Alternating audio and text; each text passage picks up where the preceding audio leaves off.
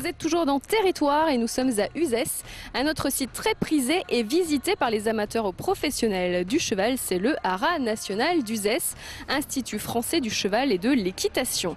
Le dresseur Lucien Grus, installé au Haras avec toute sa cavalerie, a animé la saison estivale cette année encore. Nous débutons d'ailleurs la visite avec les coulisses de l'écuyer, un reportage signé Tony David et Virginie Novales. 17 hectares de terrain pour 35 chevaux en propriété, le Haras national d'Uzès est depuis le 1er février 2010 l'Institut français du cheval et de l'équitation.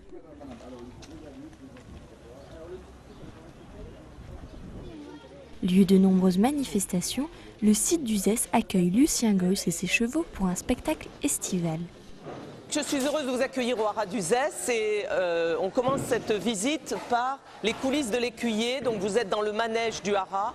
Ce manège, comme vous le voyez, pour ceux d'entre vous qui ont déjà fréquenté un manège, n'a pas tout à fait la configuration d'un manège classique. Il a été tout à fait aménagé pour Lucien Grus qui est au Haras d'Uzès depuis 2004. En effet, le dresseur et ses chevaux animent le Haras en été et ils répètent leur spectacle tout le reste de l'année. Un travail intense et quotidien pour aboutir à un niveau de dressage élevé. Vous remarquerez que la communication en liberté se fait par la voix, bien sûr, puisqu'ils comprennent un certain nombre d'ordres simples, ils connaissent leur nom également, mais aussi par la gestuelle, et elle est amplifiée parfois par les chambrières, les cravaches. Et également, le positionnement a une influence, c'est-à-dire la manière dont elle va se positionner par rapport aux chevaux va influer selon qu'elle va vers les épaules, vers les hanches, qu'elle les repousse ou qu'elle les aspire. La collaboration entre Lucien Grus et le Haras d'Uzès pour la mise en place de ces instants équestres date depuis très longtemps. C'est une rencontre qui a eu lieu en 2004 et accompagnée de la ville d'Uzès et de l'Office du tourisme. On a vu là vraiment un intérêt fort pour la ville et pour le site et on a partagé ensemble ce projet et c'est comme ça que c'est né. Et ça a vraiment mis une dynamique très très forte sur l'ouverture au public. Et on a vraiment affaire à un vrai professionnel du cheval comme on l'entend et avec une qualité de travail extrêmement précise et extrêmement riche pour nous. C'est un partenariat vraiment très valorisant pour les uns et pour les autres. Monsieur Patrick Julien, cette fois-ci, qui prend le relais.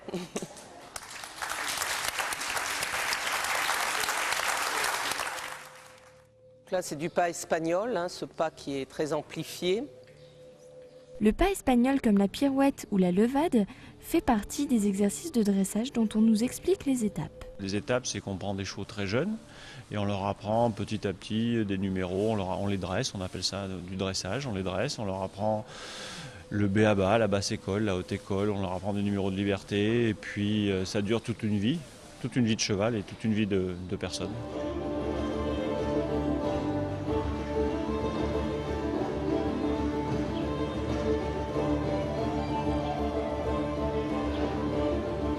Vous avez vu le niveau de complicité qu'il peut y avoir à un certain moment, qui fait que les ordres sont beaucoup plus imperceptibles au fur et à mesure qu'il y a ce niveau de complicité. Merci.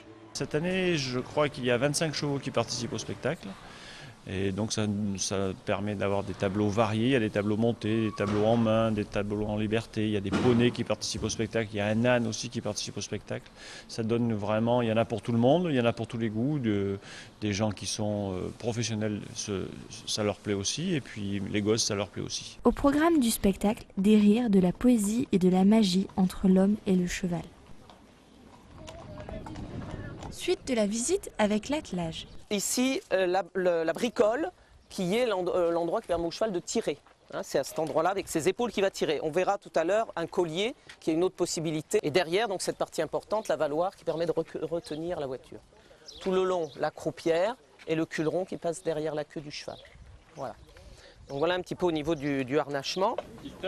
Pour leur part, là c'est comme tout à l'heure, ils connaissent leur nom et on leur dit de partir à la voix, hein, on les fouette pas ou des trucs comme ça. Au XIXe siècle, la mode de mener soi-même son attelage voit le jour.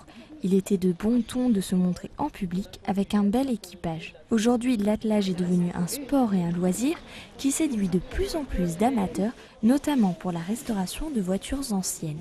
Vous remarquez aussi que toutes ces voitures, ou presque, sont aux couleurs anciennes des haras nationaux, c'est-à-dire un bleu sombre avec un liseré rouge et parfois le H des haras qui est apposé sur le côté.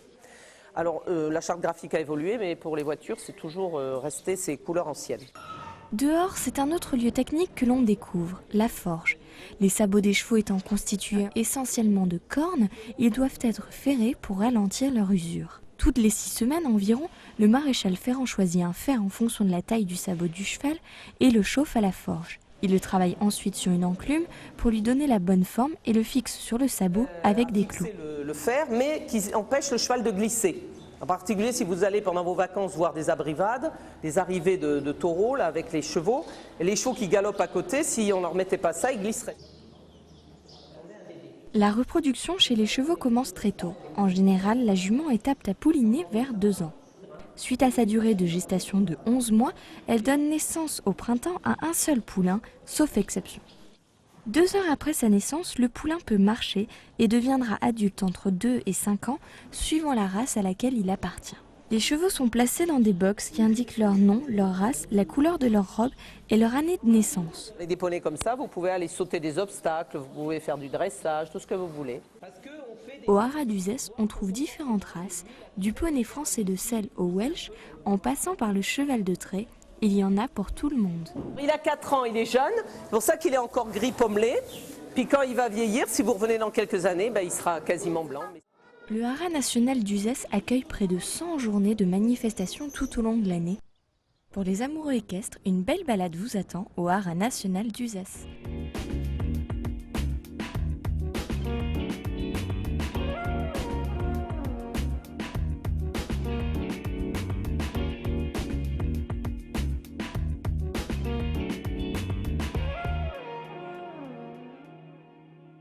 Ah, ça c'est un des plus beaux aperçus qu'on puisse avoir sur Uzès. On retrouve notre guide direction la place aux Herbes, lieu emblématique s'il en est. Cette place, centre de vie actuel de la ville, n'a pas toujours porté ce nom et a subi de nombreuses restaurations et rénovations. Explication. Cette place a subi maints remaniements. En fait, c'est à cause ou grâce à elle que le secteur sauvegardé a été mis en place, puisque en 1960, sur cette place, il faut faire effort d'imagination, vous aviez encore des îlots d'habitation. Des photos l'attestent encore très nettement. Donc vous aviez des petits îlots d'habitation dont certains étaient plus qu'insalubres. Il est arrivé malheureusement ce qui devait arriver. Un îlot s'est effondré, entraînant la mort de plusieurs personnes. Donc à partir de là, effectivement, il y a une prise de conscience qui s'est faite. La fameuse loi sur les secteurs sauvegardés, la loi Malraux de 1962, a aidé à cela. Et en 1965, grâce à l'opiniâtreté de la duchesse de l'époque, bien sûr, et de tous ceux qui tenaient les rênes de la cité, la ville a été intégralement classée secteur sauvegardé. Et donc les travaux ont commencé par cette place. Le sol n'est plus celui d'origine. Le but n'est pas d'en faire une ville-musée. Les habitants doivent s'approprier cette ville, y résider. Donc vous avez ici un sol qui est adapté aux foires et aux marchés, qui est pratique, effectivement, dans tous les sens du terme. Le secteur sauvegardé a donc démoli et fait disparaître les îlots d'habitation, a restructuré cet espace tel qu'il n'était pas, justement, a unifié les façades qui sont tout autour de vous. On a décrouté les façades, on les a grattées pour ôter certains crépis qui avaient été jugés assez peu conformes à l'allure qu'on voulait lui en donner, bien entendu. Et on lui a donné un nom en 1978 qui est Place aux Herbes. Vous voyez que c'est relativement récent. Herba étant un faux ami dont il faut se méfier, qui évoque en fait tout ce qui pousse au-dessus de la terre et qui est vert. Par opposition à ce qui est sous terre, bulbes et racines, bon pour les cochons et les vilains, si vous voulez. Des places aux herbes, vous en avez dans les villes médiévales. Alors sinon, depuis 1978, place aux herbes, mais auparavant, on trouve le nom de place aux anges, sans qu'on puisse savoir exactement à quoi ça se réfère. Place du Costel, là si, c'est une petite spécialité du Moyen-Âge, le Costel. Alors pour revenir à l'architecture, vous avez ici donc une unité dans l'architecture de ces façades, anciennes maisons médiévales, réhabillées au XVIIe et XVIIIe siècle. Je vous l'ai dit, ce qu'on entend le plus souvent de raccrocher des façades sur ce qui existait dessus. J'insiste toujours là-dessus, à cause du sous-sol délicat, à cause de la taxation sur la surface au sol notamment, ce qui est en fait un beau décor de théâtre effectivement. Et donc à certains endroits, ces fameux arceaux qui ont été avancés pour gagner de la place au-dessus. Ce qui fait que quand on prend un peu de recul, on s'aperçoit que les tourelles d'escalier, dont je vous ai montré quelques éléments, qui sont sur les façades, se retrouvent donc en retrait. Et ça, c'est très net, on le voit très facilement.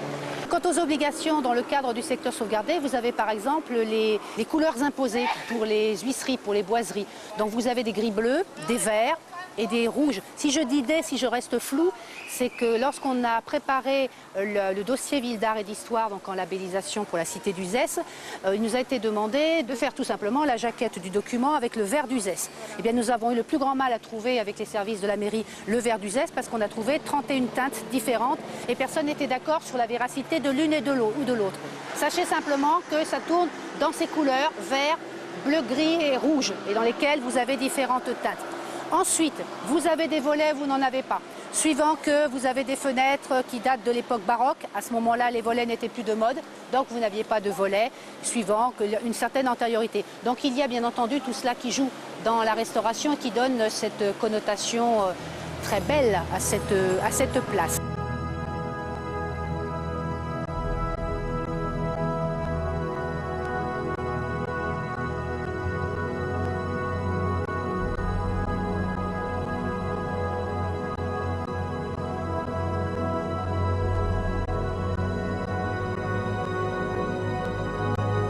Bonjour, alors vous venez du Nord, vous connaissez Uzès, c'est votre première visite guidée, alors comment ça se passe, ça vous plaît?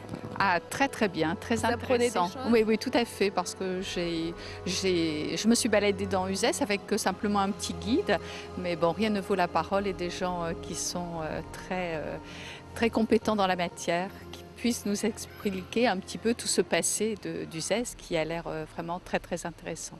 Une architecture magnifique, on le voit ici sur cette place aux herbes. Ah oui, c'est vraiment un joyau, un joyau. Et de la façon dont on y est arrivé, c'est vrai que c'est surprenant, c'est surprenant. Et comment se passe la visite pour vous? Ah, parfaitement, oui, c'est très agréable. On a déjà pas mal vadrouillé dans Uzès, mais sans avoir des explications aussi lumineuses et claires. Vous avez appris quoi justement que vous ne saviez pas? Sur l'histoire, sur la beauté de l'architecture, sur l'évolution de l'architecture au fil des siècles, puisque c'est quand même une cité ancienne, médiévale, et qui a évolué au fil du temps. Et on remarque effectivement les évolutions qui nous sont ciblées par notre charmante guide. C'est vraiment impressionnant. Merci, bonne suite. Je vous en prie.